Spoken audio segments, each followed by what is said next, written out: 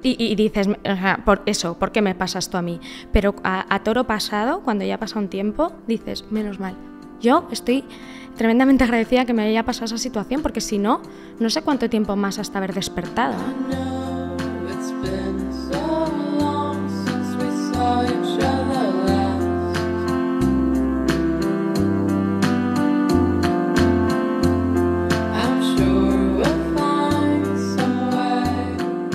Soy Xavi Sánchez y este es un espacio dedicado a observar, tomar conciencia de cómo vivimos y ver si existe otra forma, otra manera. Hoy estaremos con Paula Ordovás, empresaria e influencer. Con ella profundizaremos en cómo, a pesar de las heridas de la infancia, podemos crecer, desarrollarnos y manifestar todo nuestro potencial.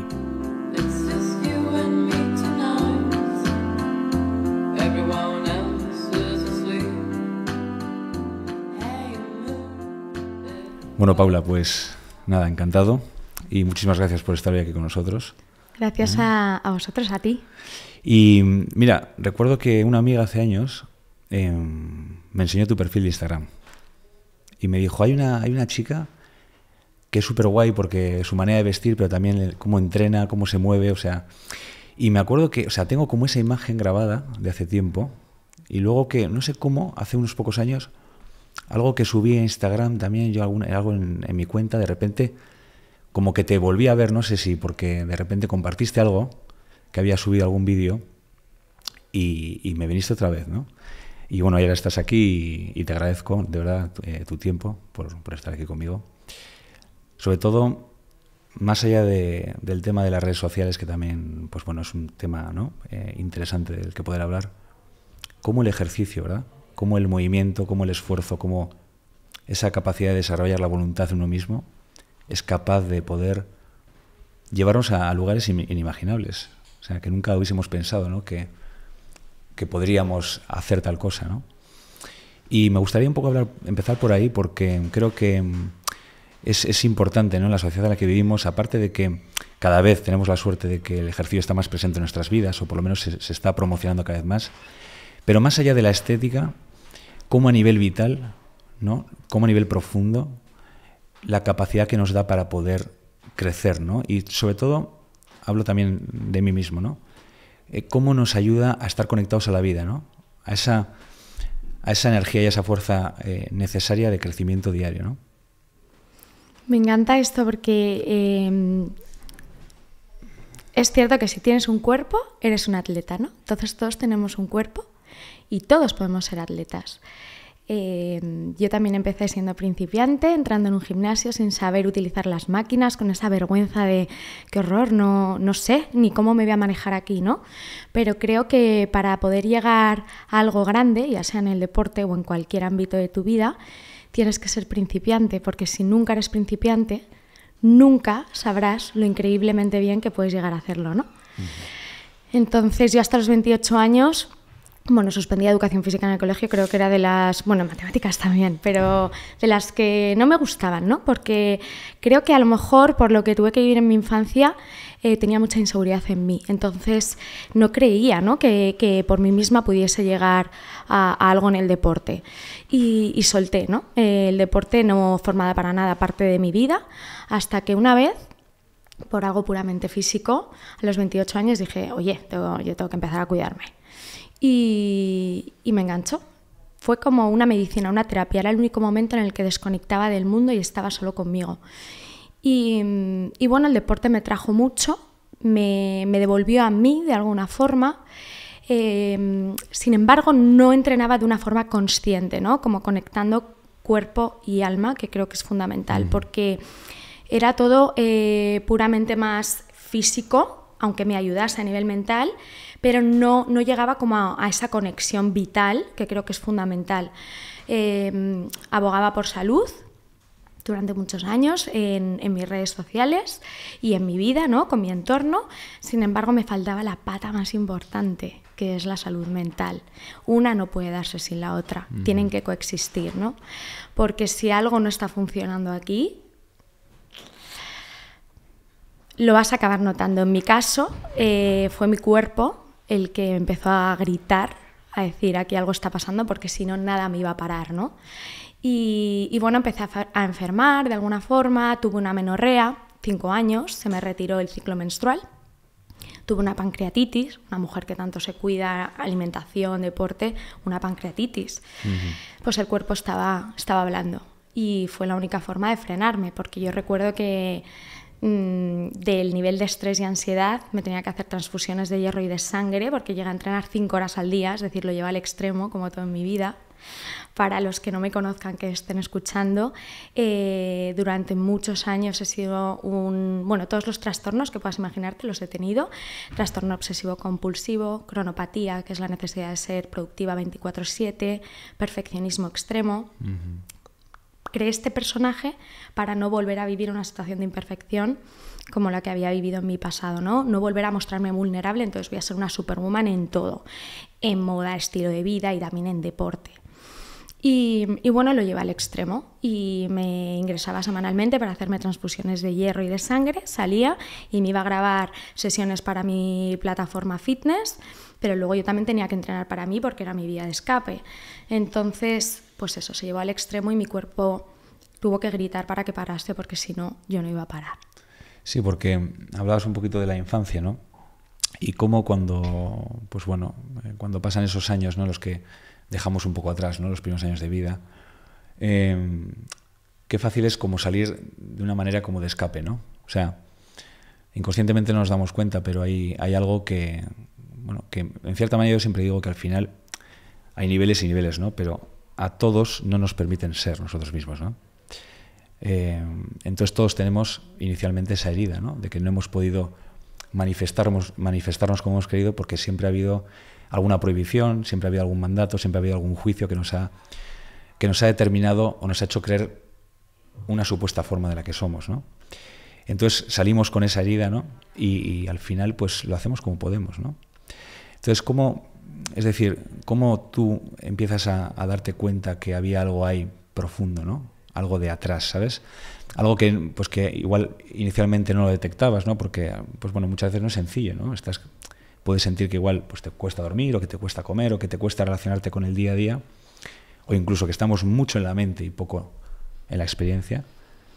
Pues yo sí que era consciente de lo que me había pasado. De hecho, yo lo conté en casa, yo alcé la voz de mis abusos, que es algo muy raro porque el 90% de los niños abusados no lo cuentan nunca. Y bueno, yo sí lo sabía, lo que pasa es que lo normalicé como en mi casa se hizo, ¿no? En la vida pasan cosas, hay que ser fuertes y hay que salir adelante. Entonces se normalizó esa situación y yo la normalicé en mi vida, sin ser consciente de que el desarrollo de mi personalidad, que se forja a los 4 años, la personalidad de todos, se vio completamente desestructurada, porque yo a los 4 años fue cuando empecé a sufrir abuso. Entonces pues sobreviví como pude. Explotaba la niña que era, de hecho en casa sí que se decía, es muy infantil, Paula es muy infantil, claro, porque me tocaba ser adulta semanalmente cuando sufría esos abusos. Salía de esos abusos y yo quería explotar a la niña que llevaba dentro. Y entonces pues fui creciendo sin tener una personalidad como muy estructurada, no sé, una personalidad que tú digas, esta niña es así y así, porque es que era 2 personas a la vez, ¿no? Entonces, durante 36 años yo digo que he sobrevivido, no que he vivido, y sí es cierto que gracias a esa niña he conocido la resiliencia, sé lo que es, y también he llegado a donde estoy, porque me convertí en una persona extremadamente controladora, muy disciplinada, y esa disciplina también me llevó al éxito profesional. Sin embargo, era insostenible, porque ya, yo misma era mi peor enemiga, las exigencias eran cada vez más extremas, los retos eran cada vez más extremos y siempre tenía que ser un 10 en todo. Entonces, física y psicológicamente era agotador. Y peté y cuando ya no podía más y no podía calmar ese dolor, porque tú hablabas de ansiedad o que no dormía, pues que yo lo tenía todo. Y el problema es que cuando yo escuchaba hablar de el estrés y la ansiedad como la enfermedad del siglo XXI, yo siempre pensaba, ¿cómo será tener estrés y ansiedad?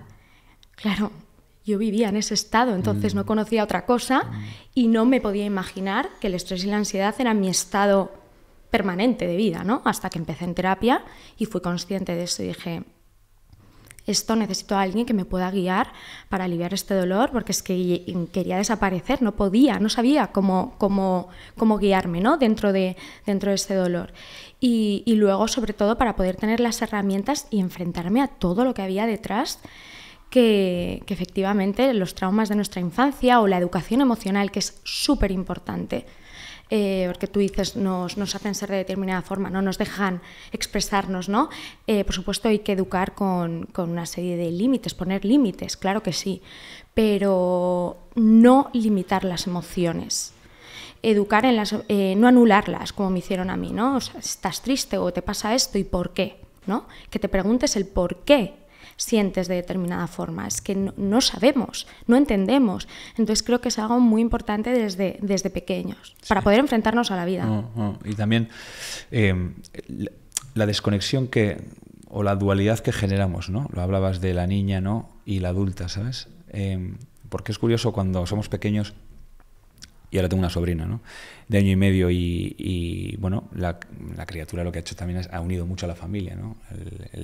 Sabes, a mis padres, mi hermano y tal, y ves pues una inocencia, ves una espontaneidad, sabes, una mirada pura, ¿no? En esos primeros años de vida.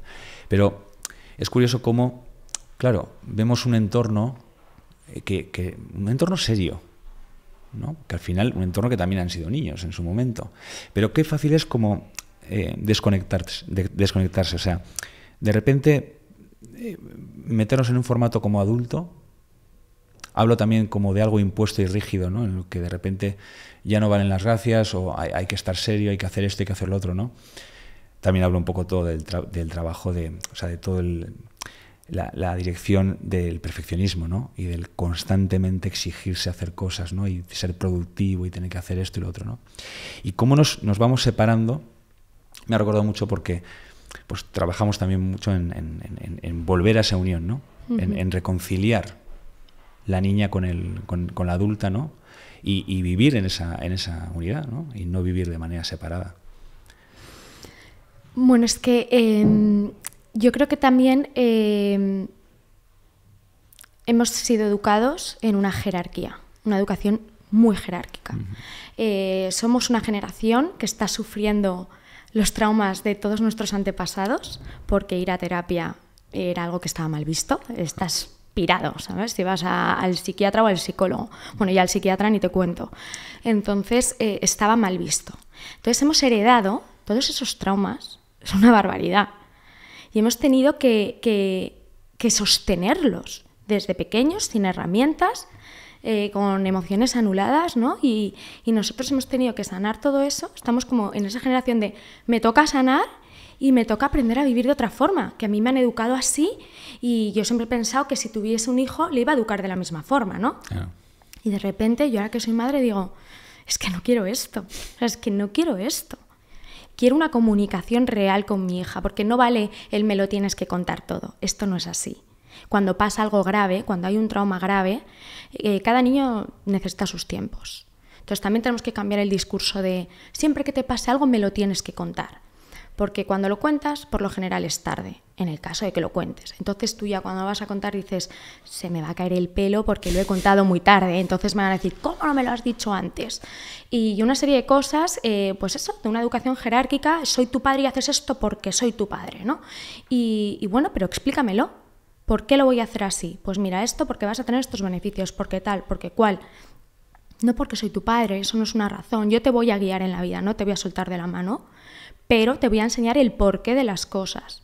Te voy a enseñar a razonar a ti. Que ahora también con las nuevas tecnologías nos enfrentamos también en el colegio que pues las cifras de bullying han aumentado y todo es como mucho más potente, ¿no? También por esa sobreinformación y por la exposición tecnológica. Pero también enseñar que si tu hijo viene a casa y te dice es que fulanita me ha dicho que soy fea o que estoy gorda, bueno, ¿y tú qué crees? ¿Que eres fea?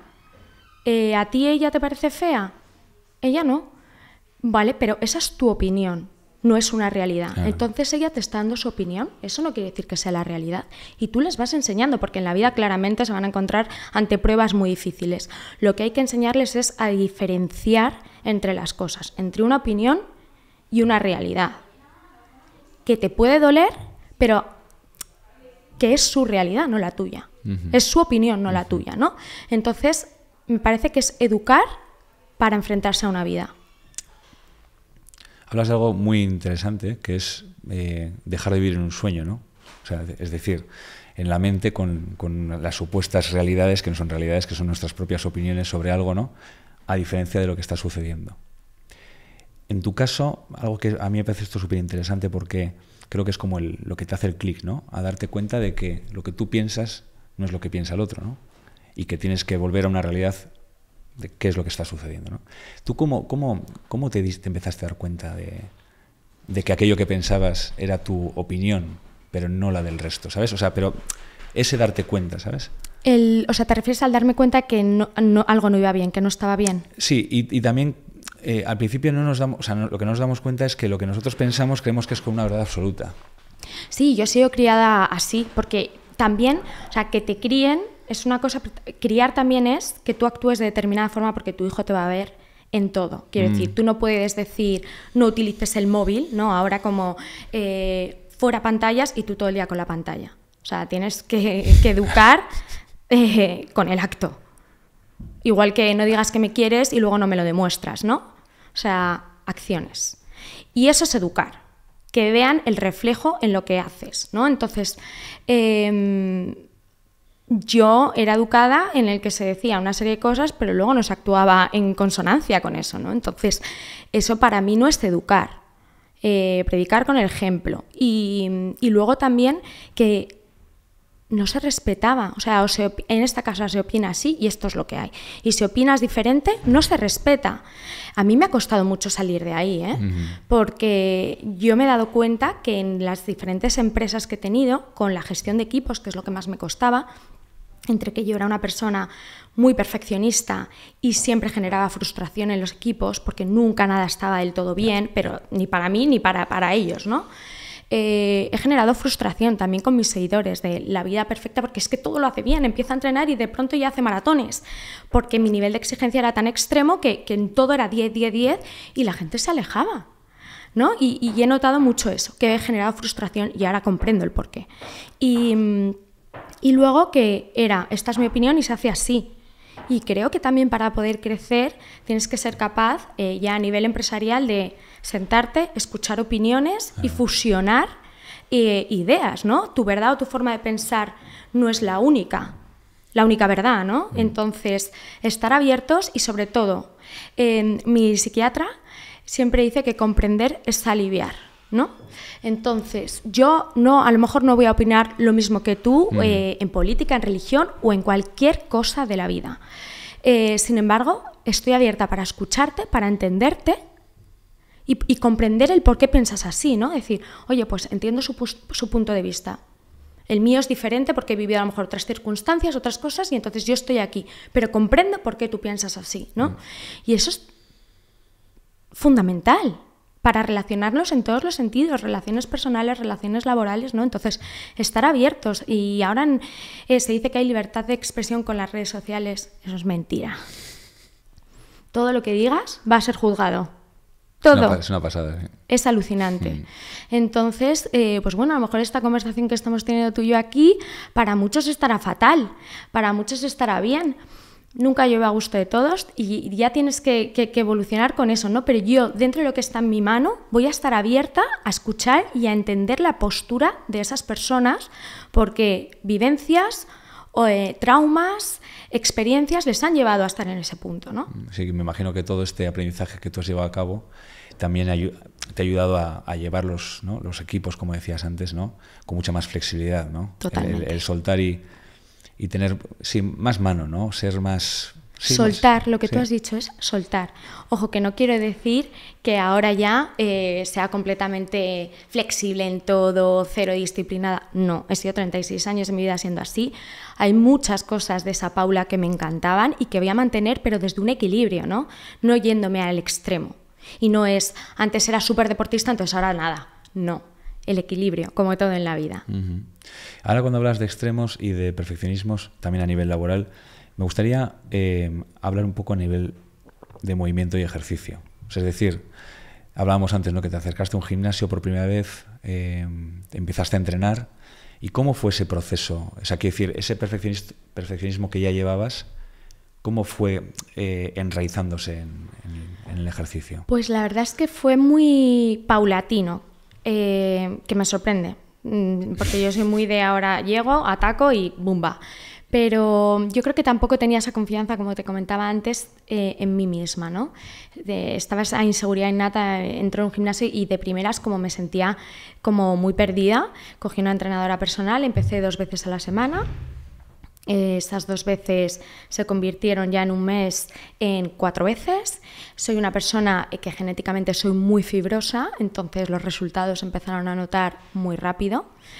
Y bueno, va de la mano la nutrición y el deporte, es decir, si empecé, yo siempre me había alimentado bastante mal, a cuidar mi alimentación, a leer mucho e investigar, ¿no? Pues qué debo de comer antes de entrenar, después de entrenar, tal. Y fui acompañándolo y me empecé a sentir mejor, o sea, ya no era solo como algo físico que te ves bien, sino, wow, es que duermo mejor, estoy más relajada, ¿no? Y entonces, dentro de ese estrés y esa ansiedad que me acompañaba de forma permanente, la alimentación y el deporte regulaba un poquito mi cortisol, que estaba aquí. No lo bajaba hasta aquí, por supuesto que no, pero lo regulaba un poco. Entonces me sentía bien, me sentía mejor. Y empecé a notarlo mucho a nivel mental, cómo rendía en el trabajo, en todos los sentidos, ¿no? Entonces, pues me fue enganchando como esa vía también de escape, era mi forma de meditar. Y bueno, luego empecé con el running. Al principio, como todas las personas que empiezan, me ahogaba a los 5 minutos corriendo, tenía flato, no llegaba ni a una vuelta del retiro. ¿Y cómo hacía el running? O sea, quiero decir, pasar de... Porque también es interesante, ¿no? Lo que hacías era fuerza en el gimnasio. Sí, entraba a fuerza. ¿Y cómo así te vino de repente la idea? Me lo propuso mi entrenadora, me dijo, ¿te parece que lo que hagamos sea eran sesiones de 1 hora? 30 minutos de fuerza y 30 minutos, como estaba cerca del retiro, salimos por el retiro y vamos a correr. Vale. Y de hecho me dijo algo que se me ha quedado grabado en la cabeza porque es que es así. En el momento que podamos tener una conversación mientras corramos, estás trabajando de una forma integral, porque trabajas fuerza abdominal, la respiración, aunque tú no, lo que más me costaba era la respiración, ¿pero por qué? Porque mi cuerpo y mi mente no estaban conectados. Entonces me decía, ahí va a haber ya como una conexión y vas a trabajar como de una forma muy integral. La respiración va a ser correcta, porque yo le decía, no sé cómo respirar, me agobio, creo que lo estoy haciendo bien, son muchas cosas y no... Y bueno, pues fue de una forma como cuando empecé en el universo digital. No existía esta profesión, no existía ni Instagram, empecé con un blog y era pues para mí crearlo a ciegas, ¿no? Una profesión a ciegas. Pues ahí para mí era enfrentarme a algo completamente a ciegas, sin ningún tipo de meta u objetivo, porque no me estaba preparando para nada, era algo para mí. Y entonces creo que cuando al principio lo haces como por puro placer, las cosas funcionan, ¿no? Sí. Y de pronto pues vi que me apunté a una carrera de 5 kilómetros, luego de 10, luego vinieron las medias maratones y cuando hacía medias maratones semanales dije, quiero algo más. Me fichó Nike. Hice Chicago, mi primera major con Nike. Qué guay. Y luego me fichó Adidas, que vamos, o sea, a nivel laboral brutal, pero sobre todo el equipo humano era alucinante porque todas las metas que yo quería y que me ponía, ellos me decían, estamos aquí, te acompañamos en lo que tú quieras, pero cero exigencias. Era yo la que me exigía todo, ¿no? Y de pronto pues me dicen, vas a ser la primera no atleta profesional que va a ser imagen en las tiendas de Adidas. Y fue como, wow, qué motivación y qué forma también de influir en la gente que está tras las pantallas, ¿no? Todas esas personas de, tú también puedes, porque yo he podido. O sea, yo hasta los 28 años no hacía nada y ahora corro maratones, soy embajadora de Adidas, pues eso motiva, yo creo, ¿no? De yo también puedo si ella está ahí. Total. Luego me gustaría hablar un poco de todo el tema de influenciar a las personas, pero antes, volviendo un poquito al ejercicio que comentabas, yo el ejercicio, por ejemplo, lo asimilo a superar resistencias, ¿no? Entonces, ese superar resistencias te traslada en el día a día a superarlas. Es decir, tú te vas entrenando, ¿no? Porque al final circunstancias aparecen y muchas veces son algunas mucho más desafiantes que otras, ¿no? Pero creo que el entrenarte ayuda a que esas circunstancias las puedas llevar de una manera o de otra, ¿no? Cuando hablamos de running y hablamos de fuerza, hablamos como de dos aspectos diferentes. ¿Crees que cada uno de ellos te ayuda en diferentes lugares a la hora de superarte? No, yo lo veo unido. Es que para mí no hay uno sin el otro. Siempre he entrenado de forma muy unida. Yo creo que con todo lo que he corrido y en la situación en la que estaba, anímicamente muy mal, si no hubiese hecho entrenamiento de fuerza me hubiese lesionado. Vamos, sí que tuve un problema en mi última major con un dedo, pero porque tengo artrosis, y luego en el desierto me reventé los tobillos porque no me preparé en la maratón de sables, que la voy a volver a hacer preparada, pero hubiese tenido mucha lesión si no hubiese trabajado esa fuerza. Entonces creo que no se puede dar la una sin la otra.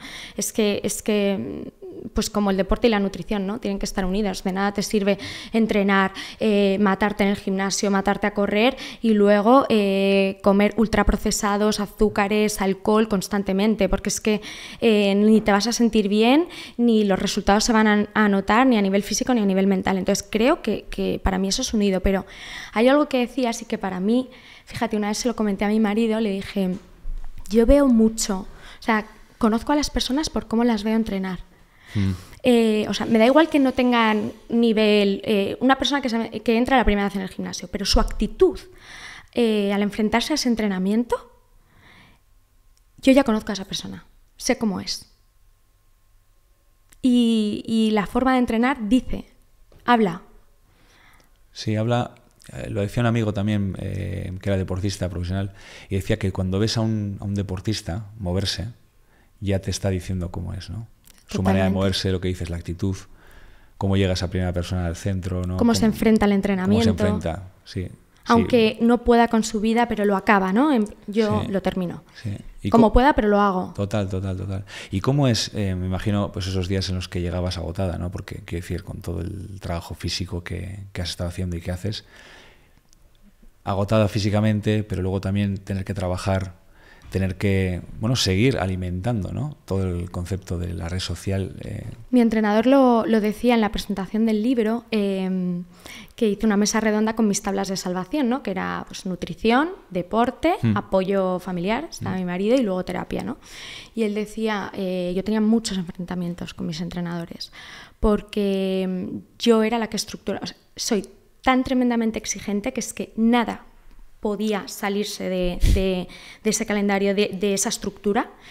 Pero claro, si yo tenía viajes, dormía 2 horas, estaba tremendamente agotada de los viajes, currando sin parar, y luego me enfrentaba a una tirada de 30 y quería estar exactamente igual que si hubiese descansado. Pues es que no se rinde, ¿no? Y para poder rendir bien, pues se tienen que dar el resto de cosas, ¿no? El descanso, la recuperación también, ¿no?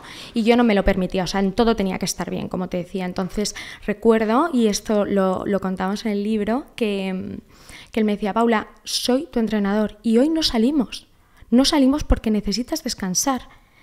Y yo soy el que te dirijo el entrenamiento. No puedes entender, no comprendes en tu cabeza que un atleta no todos los días tiene que estar adaptado a las circunstancias, y que si un día se lesiona, un día no duerme, o ha tenido una mala noche, o le ha sentado algo mal, tiene que aprender a escuchar a su cuerpo y meter esos descansos, ¿no? Para poder rendir, porque si no son como pasos hacia atrás, ¿no? Y es cierto que yo hubo una vez que me frustraba un poco porque decía, es que no bajo de 3:30 en maratones. Me decía, pero ¿cómo vas a bajar si es que tu ritmo es imposible? O sea, es que es imposible. Y claro, y ahora digo, wow, es que no me creo que haya hecho las 6 majors en la situación en la que las hice. O sea, me parece que no lo comprendo. Ahora que estoy sanada, es algo que no logro comprender. Qué potente, ¿verdad? La mente, ¿eh? La capacidad de impulsarnos cuando algo tenemos como que creemos mucho en ello, ¿no? Y ponemos toda la energía y toda la fuerza en ello. Es devastador, porque no hay otra cosa, ¿no? El esfuerzo que que hacemos para llegar a aquello que queremos, ¿no? Hablabas también de sostener también por todo el trabajo de las redes sociales, ¿no? Todo el tema de la influencia que hablábamos antes, ¿no? Yo veo una sociedad tristemente muy polarizada, cada vez más radical. Incluso puedo ver el contenido de los vídeos, los reels, la gente cuando sube, ¿no? Como hay hay como una tendencia a favorecer o a dar más visión a aquello que es más radical, ¿no? Como tenemos, de alguna manera yo creo que inconscientemente a creer que algo en concreto, algo puntual, nos va a ayudar a vivir mejor o a sanar aquellos traumas que tenemos, ¿no? Yo es algo en lo que no creo que todo es muy importante para que algo pueda, ¿no? Pueda trabajarse, ¿no? Pero ¿qué tendencia tenemos, verdad? A querer como la respuesta en algo, ¿no? Bueno, también creo que eso es lo fácil, ¿no? Que intentas buscar una solución rápida a tu dolor, bueno, iba a decir al trauma, pero al final el dolor viene del trauma, sí. Entonces intentas buscar esa solución rápida al dolor, y es que para erradicar el dolor, que luego puede volver por otra situación, es un camino muy pausado. O sea, tienes que tener mucha paciencia. No es algo rápido de la noche a la mañana. Curarse y sanar no es algo deprisa que encuentres en un vídeo. Te puede guiar y en un momento puntual digas, wow, fíjate, me ha llegado, ¿no? He conectado a que a lo mejor nosotros ahora estamos hablando de algo y no en todo, pero en algo conectamos con alguien, igual que este libro, que no es solo de abuso, que habla al final de diferentes patrones y cosas que adoptamos en nuestra vida por las infancias que hemos vivido. Entonces conectas y de repente te resuena algo, y eso te ayuda a lo mejor como en un momento determinado a guiarte hacia un lado, que no quiere decir que siempre va a ser eso lo que te va a guiar, porque es que en cada etapa necesitamos algo diferente y porque evolucionamos también como personas.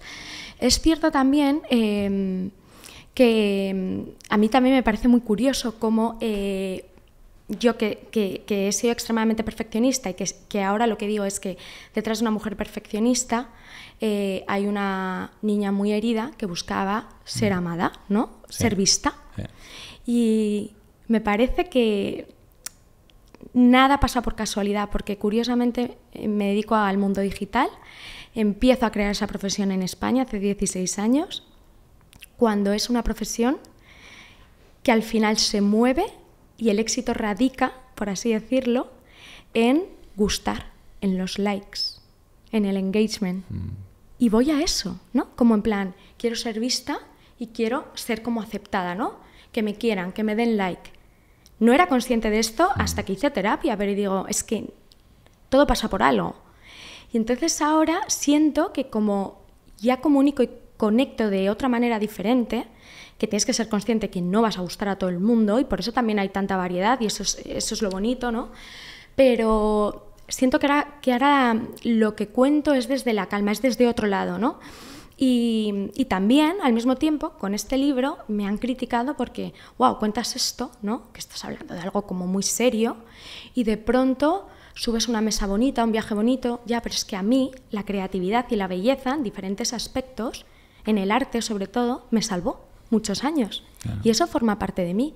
Entonces, eso también es Paula. Paula sufrió abusos, Paula sufrió maltrato físico y psicológico, tuvo una infancia muy difícil, sufrió abandono por parte de sus padres, pero también Paula pone una mesa bonita, hace un viaje idílico, decora una casa y le gusta comprar piezas de arte. Esa también soy yo. Es que tiene que coexistir. O sea, parece que yo a ese juicio, por ejemplo, no le veo ningún sentido, ¿no? Porque al final, ¿qué tiene que ver una cosa con la otra? Porque la gente lo ve como algo banal, ¿no? Qué banal es esto, ¿no? Con lo que estás contando, bueno. Esto qué banal. Ya, pero es que eso que tú ves banal, que para mí no lo es, me ha salvado durante muchos años, ¿no?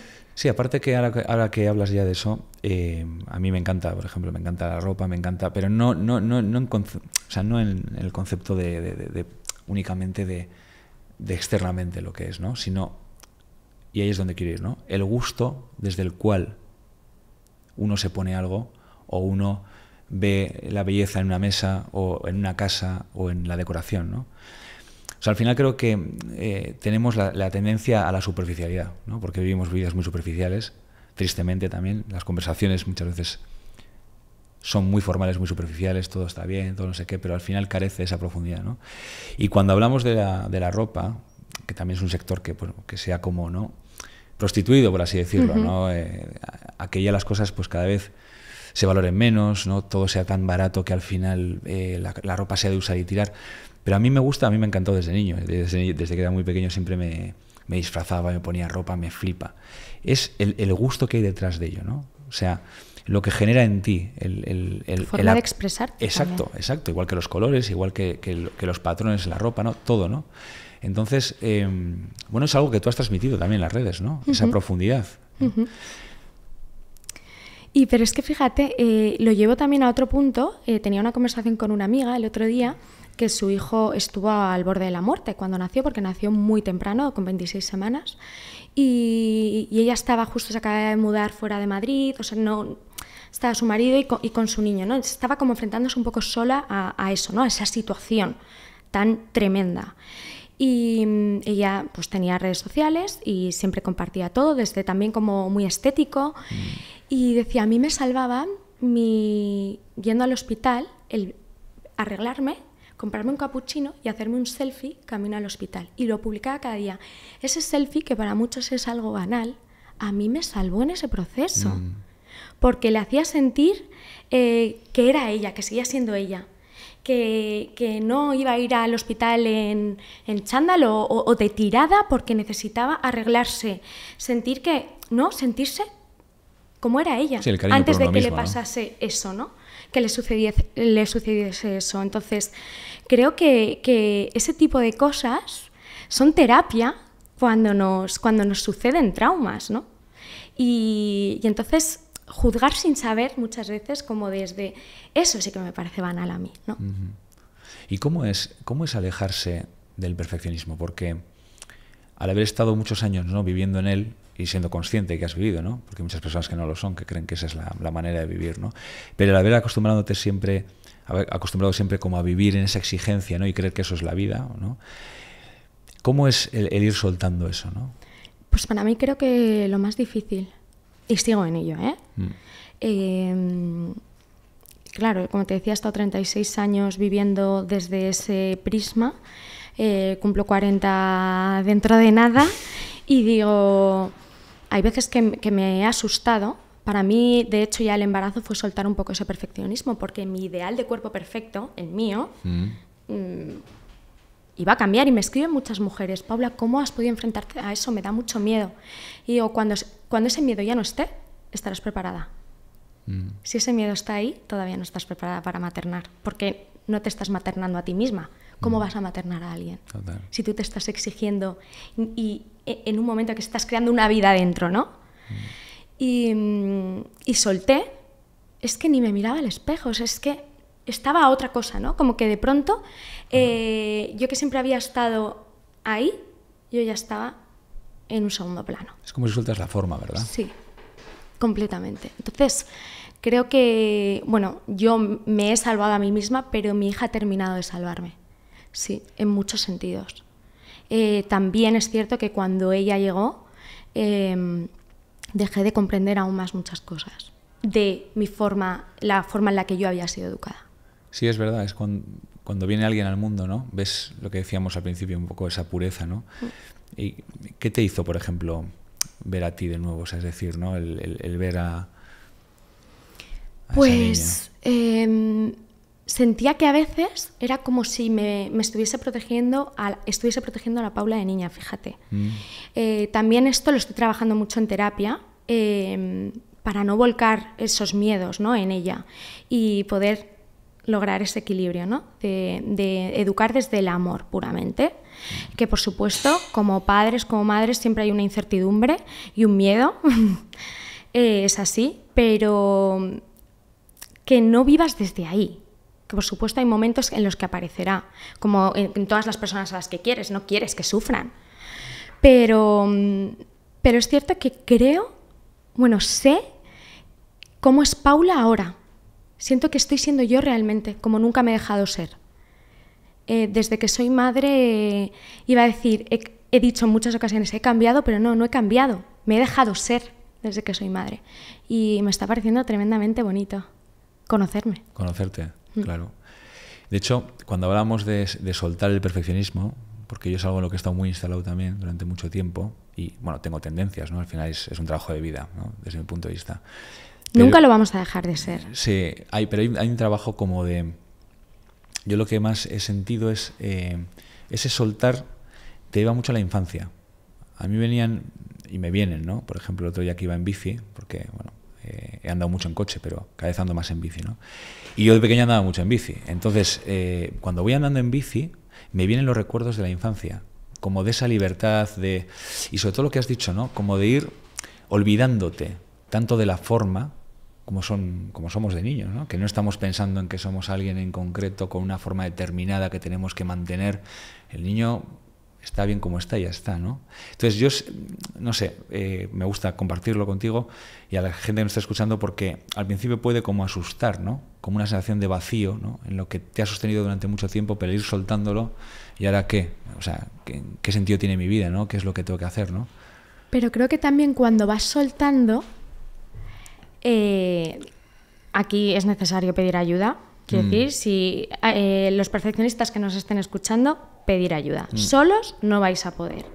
Entonces, con esa ayuda, cuando ya vas soltando, te vas sanando mucho de lo del pasado y vas soltando, es esto, ¿no? Alivio. Un alivio, como una paz. Y es increíble que de pronto te enfrentas a otro reto profesional o personal y sientes como que vuelve, ¿no? Entonces es lo que decía antes, vale, pero yo ya he detectado que sí, la lo reconoces, eso, claro. La Paula perfeccionista está llamando a la puerta.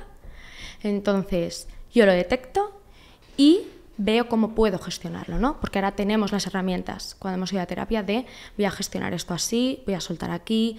Mira, lo voy a hacer, pero no... Recuerdo que los primeros como ejercicios que hacía para soltar ese perfeccionismo era... eso me lo decía Marian, vale, pues si tú la mesa la pondrías así perfecta, tal, para ti lo perfecto sería terminar poniendo esas flores, no las pongas. Vamos a ir soltando poco a poco, que parece una chorrada, pero es ir soltando en cosas. O, vale, voy a dormirme con esa ropa en la silla, es que hasta mañana no la voy a ordenar.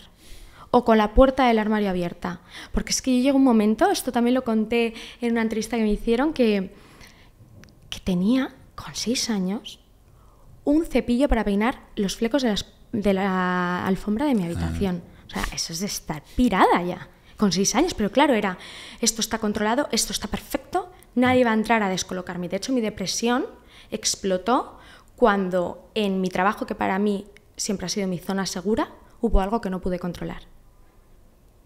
Y ahí fue cuando saltó.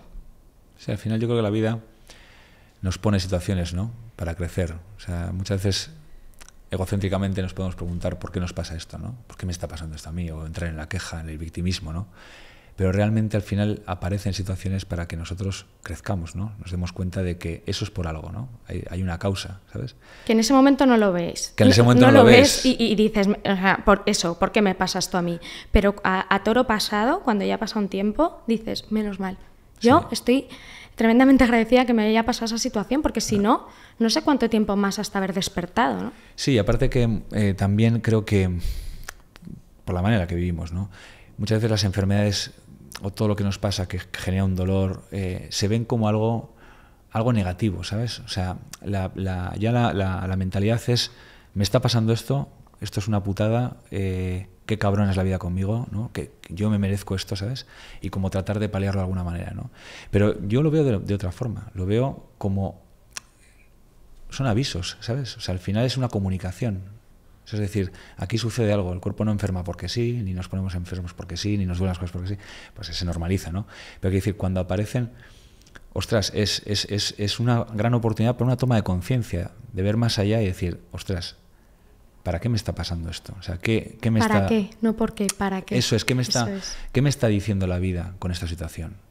Por mucho que no me guste o que no lo quiera entender porque me he sostenido siempre en otra cosa, ¿no? Pero digo, joder, algo, ¿no? Y a mí me pasa incluso, quiero decir, en el día a día, en pequeños gestos, igual con personas que anteriormente me había costado mucho relacionarme porque pues tenía una idea de que no podían ser mis amigos o de que habían dicho cosas que no cuadraban, pero me ha pasado que y recientemente además, con gente que no había hablado nunca, por esos límites que tenía en la cabeza, el de repente acercarme a ellos desde otro lugar, mucho más suelto, ¿no? Fuera de esos perfeccionismos, ¿no? Y encontrarme a personas, joder, a grandes personas, ¿no sabes? Que por mis ideas no hubiese... Pero eso a la vez, hablabas, ¿no? De pequeña, 6 años, como encerrándote, y cómo esa amplitud y ese ir soltando te va dando la capacidad también de entender la vida como algo amplio. Uh-huh. Y la vida y a las personas, conectar. A todo. Y decir como, ostras, qué interesante la vida, ¿no? Porque es tan amplia, es tan infinita, que si empiezo a verla desde ese lugar y no desde un lugar cerrado, tiene todo sentido. Y si no, acabo al final pues aburriéndome o siempre relacionándome en los mismos ámbitos y cansándome de lo que estoy viviendo, ¿no? Y de hecho es que sí que hay a mucha gente que le pasa, estoy cansado de mi vida, estoy cansado de... Pues claro, nada es que... te sorprende, ¿no? ¿Y cómo llega el libro? Pues el libro llega porque mi editora... Yo escribí un primer libro en el confinamiento, ¿Vale? Ese momento en el que hice todo porque tenía una inseguridad brutal, porque de pronto ya no podía controlar la situación, encerrados en casa. Yo no trabajo en una empresa, yo soy autónoma, tengo mis empresas, soy autónoma, entonces si no se trabaja no hay ingresos, o sea, esa incertidumbre, ese miedo. Entonces yo dije, voy a decir una frase, al hombre se le puede arrebatar absolutamente todo en la vida, excepto la actitud que decide tener ante las cosas. Y esa actitud da sentido a nuestra existencia. Esto es así. Y yo tuve actitud ahí. Dije, yo me reinvento. Fue un libro, fue una aplicación fitness, tripliqué ventas de la tienda de ropa que había lanzado en ese momento, porque conecté mucho con la gente, ¿no? Y entonces eso, le di la vuelta. Y escribí un primer libro de recetas, de cómo entrenar, de cómo organizar tu nevera, ¿no? Como una guía. Y bueno, cuando yo conté por primera vez en una entrega de premios lo que me había sucedido, que yo ahí estaba en la depresión más profunda que puedas imaginarte, y dije, lleva muchos años ese monito en la jaula, decirlo en alto para mí va a suponer el principio de mi liberación, ¿no? Y mi editora me dijo, tienes que escribirlo. Me contactó y le dije, pues creo que sí, pero necesito tiempo. Y bueno, justo le detectaron a mi padre un cáncer terminal, que por eso tú hablabas de que en la vida a veces pasan cosas, ¿no? Pero que todo pasa por algo y ver el lado positivo de las cosas. Y puede parecer muy duro lo que voy a decir, pero a mí el cáncer no me quitó a un padre, me lo dio.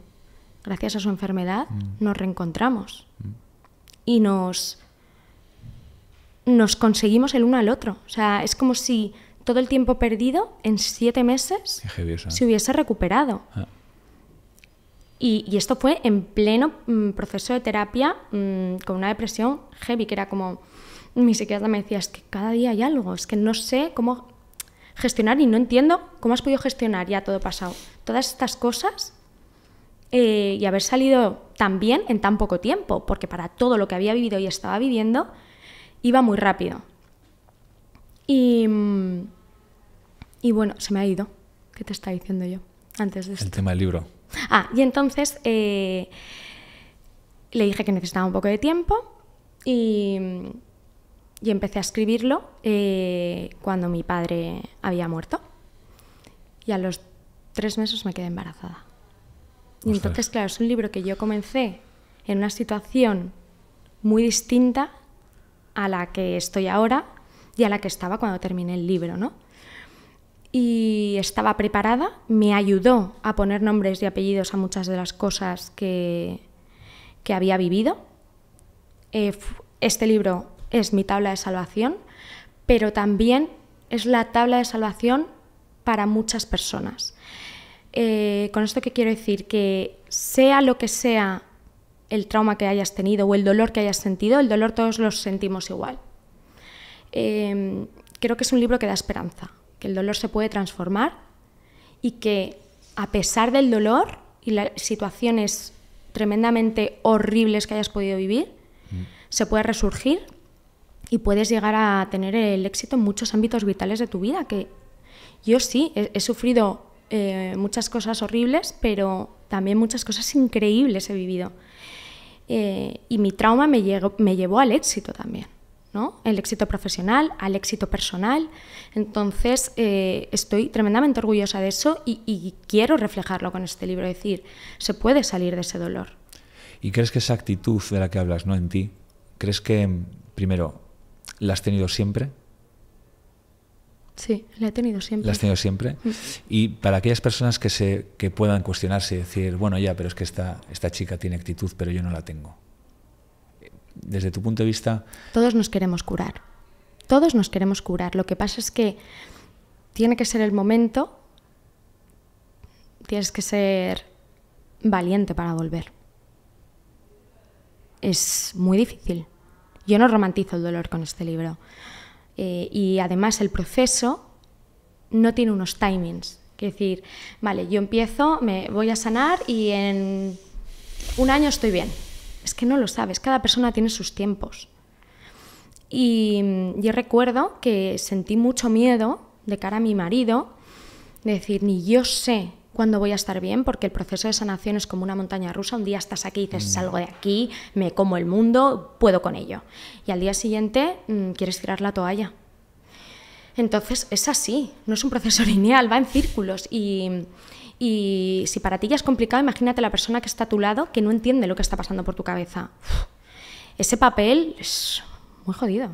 Y yo he sentido miedo a volver a sentir ese abandono que sentí de niña, pero al mismo tiempo estoy tremendamente enamorada de mi marido y no me parecía justo que estuviese pasando por eso. Yeah. ¿No? Entonces eran sentimientos encontrados y recuerdo que de esto fui consciente en una ponencia que hice, que una de las chicas que estaba en el público me dijo, yo estoy pasando por algo similar a lo que has pasado tú y me preocupa mucho mi pareja. ¿Cómo lo has vivido tú? Y recuerdo que mi marido vino a verme y le dije, pues mira, mi marido está ahí sentado y nunca hemos hablado de esto, así que se lo voy a contar ahora aquí delante de todos.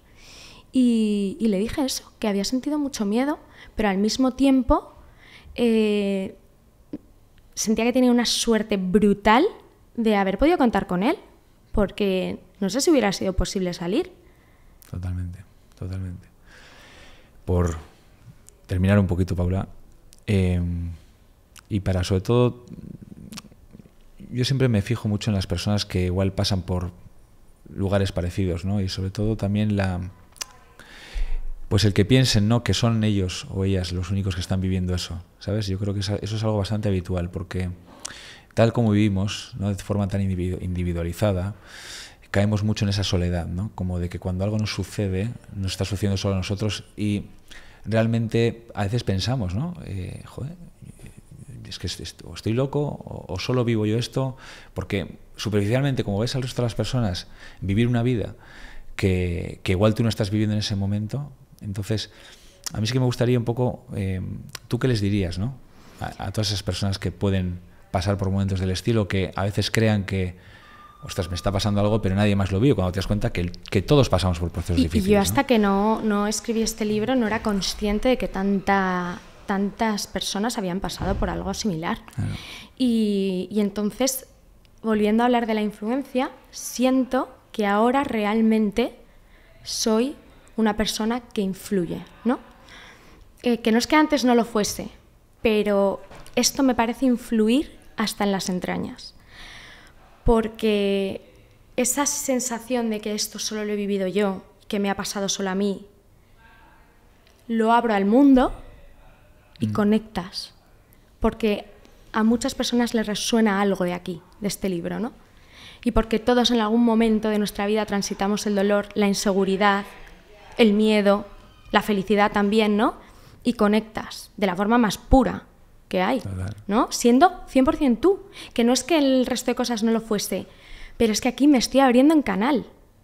Y recuerdo que la semana antes de que se lanzase este libro estaba como súper inquieta, no dormía bien, tal, y de repente dije, claro, es que por mucho que yo haya contado en pinceladas cosas, aquí es que ni siquiera a lo mejor mis hermanos sabían todo, ¿no? O la visión mía de vivir determinadas situaciones. De hecho, mi hermano mayor, mi hermano Manuel, me dice, todavía no estoy preparado para leérmelo, pero tengo la necesidad imperiosa de leerlo porque quiero saber desde qué ojos has visto tú muchas cosas, ¿no? que los dos hemos estado ahí viviéndolo, ¿no? Porque luego cada persona es un mundo, Claro. cada persona tiene una personalidad y unas circunstancias y lo vive o le llega de determinada forma, ¿no? Entonces, pues eso, creo que he roto un poco esa individualización de la que hablabas. Sí, llevar a todos a entender que al final en profundidad somos lo mismo, ¿no? Uh-huh. Y que me ha gustado lo que has dicho al principio, que llevamos mucho tiempo como agarrándonos a no decir, a no soltar, ¿no? Al estar Vivimos disociados. Totalmente. Con nuestro paso. Es como, hablabas antes justo tú también del niño y el adulto, ¿no? El adulto, sí. Y hemos disociado muchas veces. Cuando ha habido un problema aprendemos a disociar. Eso está ahí y mi vida sigue por aquí, ¿no? En paralelo. Pero esa disociación no es infinita. Uh-huh. Sí, llega un momento en el que lo que comentabas, ¿no? Que la vida te da la oportunidad, en el fondo, de darte cuenta. Pues muchísimas gracias. Gracias a ti. Por tu tiempo. Gracias.